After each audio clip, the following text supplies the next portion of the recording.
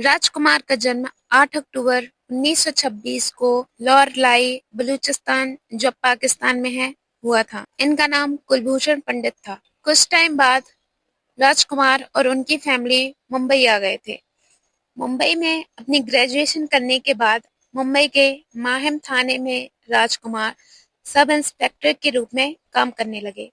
एक बार रात में गश्त के दौरान एक सिपाही ने राजकुमार से कहा कि हजूर, आप रंग-ढंग और कद-काठी में किसी हीरो से कम नहीं। फिल्मों में यदि आप हीरो बन जाएं तो लाखों दिलों पर राज कर सकते हैं। और राजकुमार को सिपाही की यह बात जच गई। राजकुमार मुंबई के जिस थाने में कार्यरत थे, वहां अक्सर फिल्म उद्योग से जुड़े लोगों का आना-जाना लगा रहता था। एक बार पुलिस स्टेशन में फिल्म डायरेक्टर बलदेव दुबे कुछ जरूरी काम के लिए आए हुए थे। वह राजकुमार के बातचीत करने के अंदाज से काफी इम्प्रेस हुए और उन्होंने राजकुमार से अपनी फिल्म शाही बाजार में एक्टर के रूप में काम करने की पेशकश की। राजकुमार सिपाही की बात सुनकर पहले ही एक्टर बनने का मन बना चुके थे, इसलिए उन्होंने तुरंत ही अपनी सब इंस्पेक्टर की नौकरी से रिजाइन दे दिया। डायरेक्टर की पेशकश स्वीकार कर ली। शाही बाजार को बनने में काफी समय लग गया। राजकुमार को अपना जीवन यापन करना भी मुश्किल पड़ गया। इसलिए उन्होंने वर्ष 1952 में प्रदर्शित फिल्म रंगीली में एक छोटी सी भूमिका स्वीकार की। यह फिल्म सिनेमा घरों में कब लगी और कब चली गई, यह पता नहीं चला। इस बीच उनकी फिल्म शाही बाजार भी प्रदर्शित हुई, जो बॉक्स ऑफिस पर औंधे मुंह गिरी। शाही बाजार की असफलता के बाद राजकुमार के तमाम रिश्तेदार यह कहने लगे कि तुम्हारा चेहरा फिल्म के लिए नहीं है। कुछ लोग कहने लगे कि तुम खलनायक बन सकते हो। 1952 से 1957 तक राजकुमार फिल्म इंडस्ट्री में अपनी जगह बनाने के लिए संघर्ष करते रहे। रंगीली के बाद उन्हें जो भी ऑफर्स आए, उन्होंने सब अस्वीकार कर दिए। इस बीच उन्होंने अनमोल, सहारा, अफसर, अम्मा जैसी फिल्मों में काम किया, लेकिन सभी फिल्में बॉक्स ऑफिस पर फ्लॉप रही। 1957 में प्रदर्शित महबूब खान की फिल्म मदर इंडिया में राजकुमार गांव के किसान की एक छोटी सी भूमिका में दिखाई दिए। हालांकि यह फिल्म पूरी तरह से अभिनेत्री नरगिस पर सेंटर्ड थी, फिर भी राजकुमार अपनी छोटी सी भूमिका में अपने अभिनय की छाप छोड़ने में कामयाब रहे। इस फिल्म में उनके दमदार अभिनय के लिए उन्हें इंटरनेशनल फेम मिला और फिल्म की ब्लॉकबस्टर होने के बाद Rajkumar as a actor film industry में स्थापित हो गए। वर्ष 1959 में प्रदर्शित पैगाम में उनके सामने हिंदी फिल्म जगत के अभिनय 1959 में प्रदर्शित फिल्म पैगाम में उनके सामने दिलीप कुमार थे, लेकिन राजकुमार ने यहाँ भी अपनी सशक्त भूमिका के जरिए दर्शकों की वाही-वाही लूटने में सफल रहे।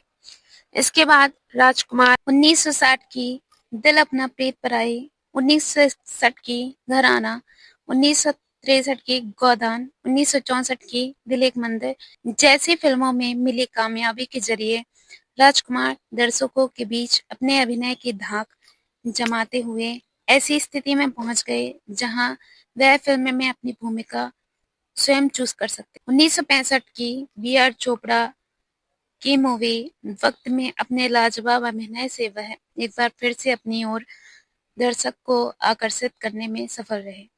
फिल्म वक्त में राजकुमार का बोला गया एक डायलॉग, चिनाए सेठ जिनके घर शीशे के बने होते हैं, वो दूसरों पे पत्थर नहीं फेंका करते। फिर दूसरा डायलॉग, चिनाए सेठ ये छुरी बच्चों के खेलने की चीज नहीं है, हाथ कट जाएगा तो खून निकल आता है। ऑडियंस के बीच काफी फेमस हुआ। फिल्म वक्त की कामयाबी से राजकुमार शोहरत की बुलंदियों पर जा पहुंचे। ऐसी स्थिति में जब किसी एक्टर के सामने आती हैं तो वह मनमानी करने लगता है और फेमस हो जाने के बाद उसका नेचर चेंज हो जाता है और जल्दी वह किसी खास इमेज में भी बन जाता है। लेकिन राजकुमार कभी किसी खास इमेज में नहीं बंधे, इसलिए अपनी इन फिल्मों की कामयाबी के बाद भी राजकुमार की 1981 की कुदरत, 1982 की धर्मकांटा 1984 की सरारा, 1984 की राजतिलक, 1984 की एक नई पहेली, 1977 की मरते दम तक, 1989 की सूर्या, 1989 की जंगबाज, 1990 की पुलिस पब्लिक जैसी कई सुपरहिट फिल्मों के जरिए दर्शकों के दिलों पर राज किया। 1991 में प्रदर्शित फिल्म सौदागर में राजकुमार के अभिनय नए आयाम देखने को मिले। सुभाष घई की डायरेक्टेड मूवी में राजकुमार 1959 में आई पैगाम के बाद यह दूसरी मूवी दिलीप कुमार के साथ थी। एक्टिंग की दुनिया में इन दोनों महारथियों का टकराव देखने लायक था। 90 के दशक में राजकुमार ने फिल्मों में काम करना काफी कम कर दिया था। इस दौरान राजकुमार की 1992 की तिरंगा, 1993 की पुलिस और मुजरिम इंसानियत के देवता, 1994 की बेताज बादशाह, 1995 की जवाब और गॉड गॉड और गन जैसी फिल्में रिलीज हुई। अकेले रहने वाले राजकुमार ने शायद यह महसूस कर लिया था कि मौत उनके काफी करीब है, इसलिए उन्होंने अपने बेटे पुरु राजकुमार को अपने पास बुला लिया और कहा, देखो, मौत और जिंदगी इंसान का निजी मामला होता है। मेरी मौत के बारे में मेरे मित्र चेतन आनंद के अलावा किसी को नहीं बताना। मेरा अंतिम संस्कार करने के बाद ही फिल्म उद्योग को सूचित करना। राजकुमार बेहद मुहफट्टा आदमी उनसे जुड़े कुछ मशहूर किस्से। एक बार राजकुमार और गोविंदा एक फिल्म की शूटिंग कर रहे थे। गोविंदा झकाझक शर्ट पहने हुए राजकुमार के साथ शूटिंग खत्म होने के बाद वक्त बिता रहे थे। राजकुमार ने गोविंदा से कहा, यार तुम्हारी शर्ट बहुत शानदार है। चीची इतने बड़े आर्टिस्ट की यह बात सुनकर बहुत खुश हुए। उन्होंने कहा कि सर, आपको यह शर्ट पसंद आ गई तो आप रख लीजिए। राजकुमार ने गोविंदा से शर्ट ले ली। गोविंदा खुश हुए कि राजकुमार उनकी शर्ट पहनेंगे। 2 दिन बाद चीची ने देखा कि राजकुमार ने उस शर्ट का एक रुमाल बनवाकर अपनी जेब में रख। ऐसे ही जीनत अमान फिल्म इंडस्ट्री में फेमस हो गई थी। दम मारो दम गाना धूम मचा चुका था। फिल्म डायरेक्टर अपनी फिल्म में जीनत को साइन करने के लिए मरे जा रहे थे। एक पार्टी में जीनत की मुलाकात राजकुमार से हुई। जीनत को लगा तारीफ के 2-4 शब्द राजकुमार सर जैसे कलाकार के मुंह से सुनने को मिलेंगे।